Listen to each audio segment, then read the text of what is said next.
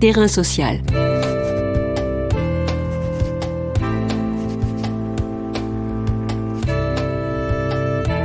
Hugues Chevarin. Geoffrey Coinon.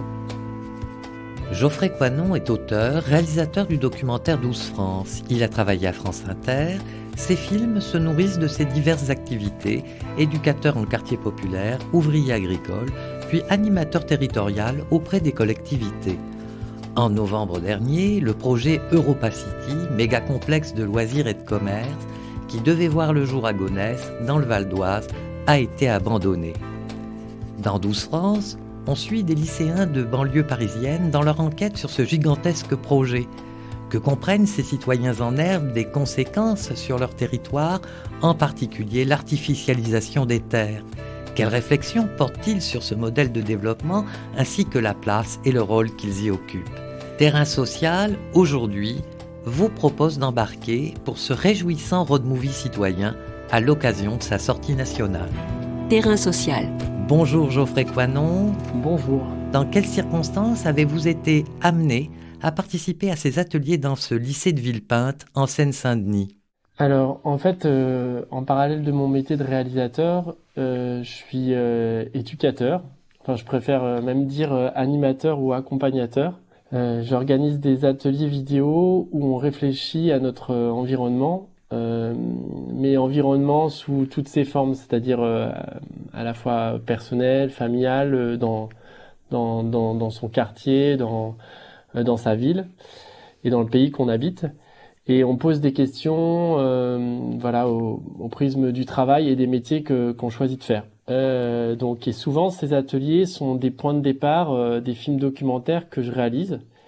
Et depuis plusieurs années, j'anime des ateliers dans les maisons de quartier, dans les écoles, dans les lycées. Et donc j'ai animé des ateliers vidéo dans plusieurs lycées de banlieue parisienne, dans le Val d'Oise et en Seine-Saint-Denis. Pendant ces ateliers, on a abordé plusieurs projets d'aménagement, dont Europa City. Donc pour ceux qui connaissent pas, donc c'est un gigantesque parc de loisirs et de commerce avec des pistes de ski qui prévoyait de se construire donc sur d'énormes terres agricoles à Gonesse. Je me suis intéressé donc à ces questionnements. Au départ avec une vingtaine de classes avec lesquelles j'ai travaillé, donc en seconde, en première, en terminale. Et la plupart de ces classes, de ces jeunes n'avaient jamais entendu parler de ce projet.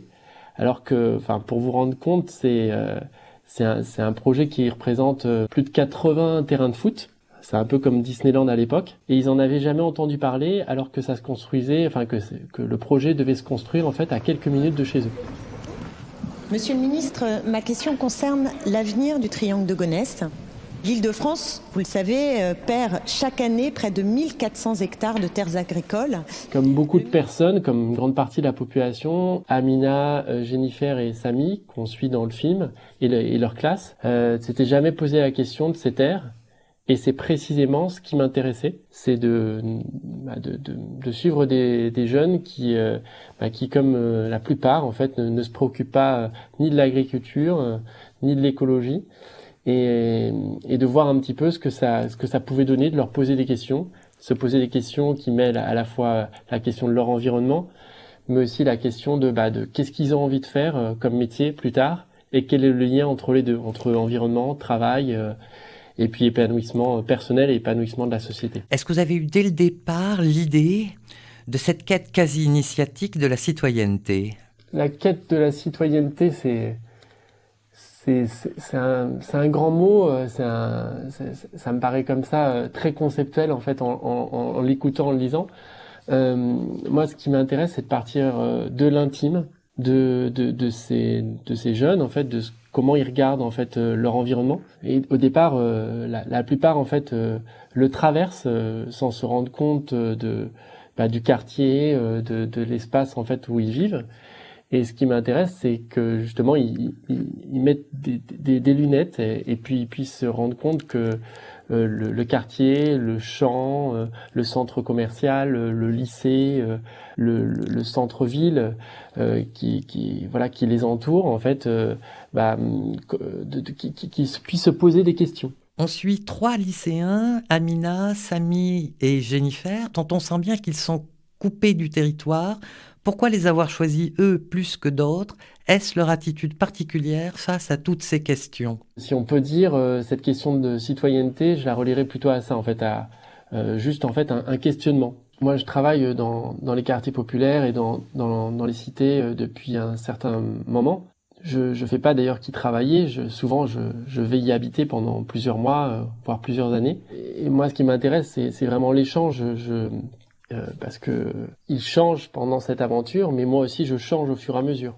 C'est vraiment un échange. La réalité, c'est vrai que ces jeunes, en fait, ont grandi dans la Villepinte, dans une des villes les plus pauvres, avec donc un contexte particulier. Il y a un taux de chômage record. Donc on est en plein cœur de la Seine-Saint-Denis, qui est le département français où il y a à la fois qui concentre beaucoup d'enjeux, c'est-à-dire à la fois il y a le plus d'espace commercial par habitant, il y a aussi des friches industrielles et commerciales à l'abandon un peu partout. Et ils ont grandi dans ce contexte-là avec les centres commerciaux qui étaient un petit peu leur jardin d'enfance. J'ai l'impression, dans la forme, ces plans très larges, ça m'a fait penser à cette notion de frontière en anglais. Vous savez, la limite au-delà de laquelle l'aventure commence. Et il y avait cet aspect comme s'il partait à l'aventure, véritablement. Ouais, c'est vrai que je me suis posé toujours la question dans l'esthétique et dans la manière de filmer leur aventure. Comment représenter ce paysage, ce décor, et comment représenter leur quotidien, leur vie dans ce lieu. Et donc on alterne beaucoup dans le film entre des plans larges sur le paysage, sur les champs, sur les zones industrielles, sur les zones commerciales, sur les cités. Et puis on passe à des plans beaucoup plus rapprochés, caméra à l'épaule, où on est vraiment pratiquement dans du gros plan, du très gros plan. Et on a joué un petit peu ça me plaisait, ça m'amusait beaucoup de jouer avec les codes du western. Donc entre les plans larges et les plans très rapprochés. Pourquoi ? Parce que je pense que ça pose la question de notre place dans l'environnement. Si je dis que le paysage c'est un véritable décor, pour moi c'est aussi un véritable personnage. C'est-à-dire que dans le film, les jeunes regardent ce personnage du décor, de l'environnement, et l'environnement regarde ces personnes. Cette notion d'échelle de plan, c'est vraiment leur place dans ce paysage que j'avais envie de questionner. On a joué beaucoup là-dessus. La question aussi de la musique, du son est très importante parce que on a joué beaucoup avec la matière, le son du métal, le son de l'urbain, le son de la ville qui grignote ses terres. Ça c'était vraiment important. Et voilà. Et on a beaucoup aussi filmé. On a plus de 200 heures de rush. Et ça faisait partie ça fait partie de ma manière de faire des documentaires. C'est d'être là au plus près d'eux pour réfléchir avec eux, pour filmer 2-3 heures une séquence, en garder très peu de temps, mais ça permet d'être présent dans tous ces moments de réflexion, ces petites, je dis souvent des petites pépites de réflexion. Les lycéens ont-ils participé au montage même du film ? Ils n'ont pas participé au montage du film, mais souvent je leur ai montré des séquences qu'on avait filmées, des étapes aussi de montage, et c'était super important pour moi. C'était très important pour moi de leur faire voir le film, parce que quand on fait voir une partie de ce travail aussi, nous-mêmes, moi en tant que réalisateur, je voyais le film un peu différemment à travers le regard. Je sentais, quand on regardait certaines séquences, la manière dont il souriait, la manière dont il rigolait, la manière dont il se regardait être. Ça a joué aussi moi dans la manière de faire évoluer le montage. Je voulais vraiment être aussi au plus proche de ce qu'ils ressentaient, dans tout ce qu'ils ont vécu dans cette aventure. C'est pas forcément des domaines qui nous intéressent, par exemple l'agriculture, je sais que moi ça m'intéresse pas forcément, ou encore les petits commerçants, ouvrir non plus, ça m'intéresserait pas, donc... Oui, mais tu dois travailler dans quoi alors ? Moi dans la finance. Donc, est-ce que pour vous, en soi, la perspective d'un emploi directement ou indirectement lié à un centre commercial vous intéresse ? Vous aimeriez soit directement travailler dans un centre commercial ou travailler pour un opérateur dans son service de finance et demander les loyers très chers à ceux qui louent. Est-ce que ça vous intéresse? Non, mais je veux dire, nous on se bat, peut-être qu'on a tort, peut-être qu'on se bat contre quelque chose que vous voulez. Peut-être qu'on est complètement à côté de la plaque, c'est quand même intéressant de savoir. Bref, quand on fait un débat, comme on a une éducation différente, on a des points de vue différents. Du coup, on n'a jamais les mêmes idées, on n'a jamais les mêmes arguments.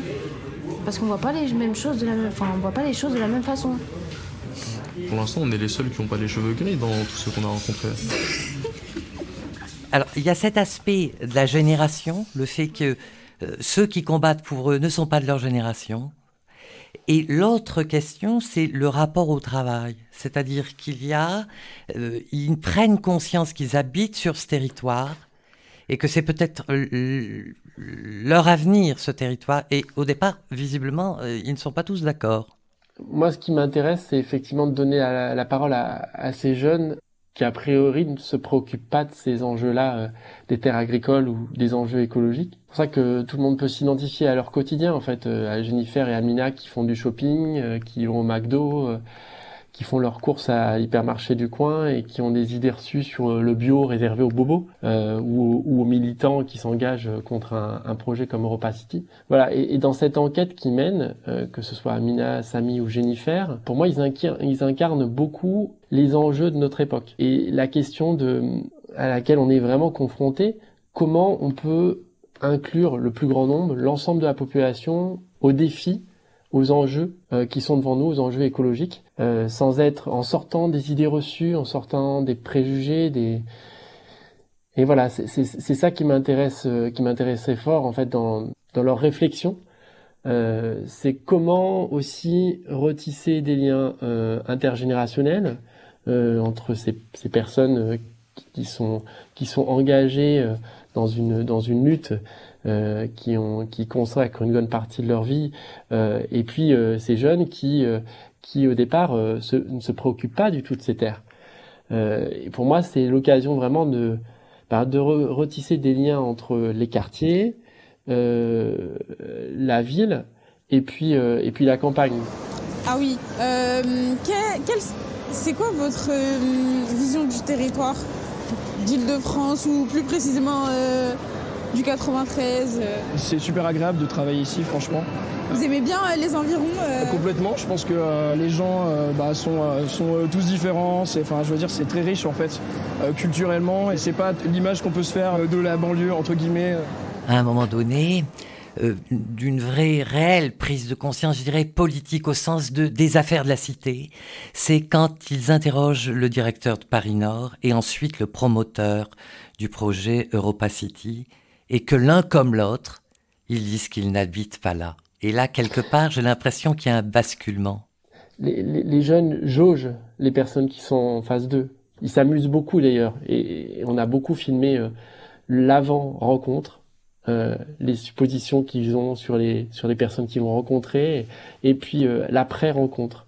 Ah oui, qu'est-ce que t'en as pensé? T'as vu comment elles sont pas toutes dans le film, parce que sinon ça aurait été. Mais il y a vraiment des moments délicieux comme ça, et en l'occurrence quand ils se rendent compte que la personne qui leur fait tout un discours, donc en l'occurrence le directeur du centre commercial qui leur fait tout un discours sur la diversité de ce territoire, sur la richesse de ce territoire, et qu'en fait il ne le connaît pas, il ne le connaît qu'à travers son centre commercial, mais il a jamais vraiment rencontré les gens d'ici, puisqu'il habite à Paris. À chaque fois, ils apprennent beaucoup des personnes qui rencontrent comme ça, et d'ailleurs, je pense que c'est pas que dans un sens, je pense que les personnes qu'ils rencontrent aussi apprennent beaucoup. Je pense que ce directeur de centre commercial, je suis sûr qu'il a dû se poser des questions après la rencontre de ces jeunes. Et c'est ça qui m'intéresse dans la démarche et dans l'enquête qu'ils ont menée, c'est que il arrive à relier un petit peu toutes les personnes qu'il y a sur le territoire et en même temps à les faire se poser des questions.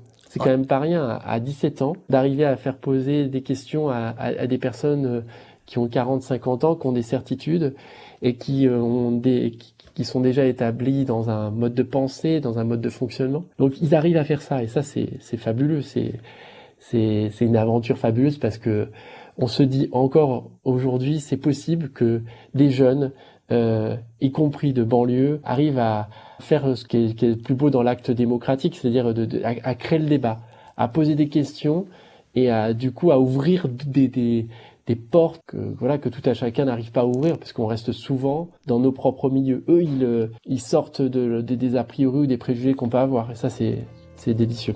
Merci Geoffrey Coinon. Je rappelle que vous êtes auteur et le réalisateur du documentaire 12 France, qui sort officiellement aujourd'hui, 24 février 2021. Terrain social.